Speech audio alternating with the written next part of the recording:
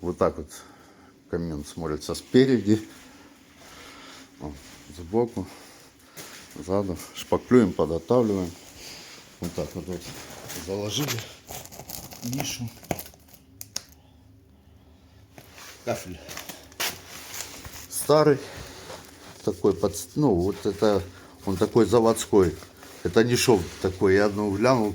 Вот именно он такой и есть. Кафель положен ровно, запалился с полом, с примыканием следующего кафеля. Обшиваем блокхаус такой вот, доделываем этот объект. Такая вот зарезка углов. В общем, как-то все так, в таком вот варианте работа. Покажу второй этаж. Там вытяжка от этого камина идет на второй этаж. Подготовили комнату. Сейчас будем шкурить колонну, доводить вручную.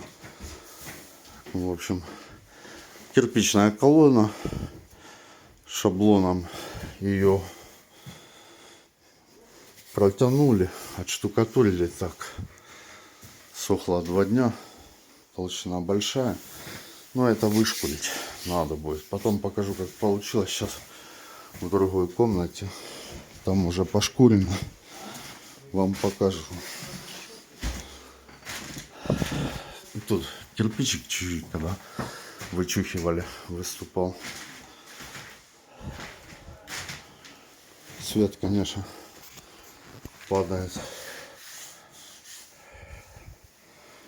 Там местами доложится она, еще стартом пройдется, пошкурится и финишем. В общем, как-то так. Вот такие вытяжки поставили. Там еще мокро на колоннах.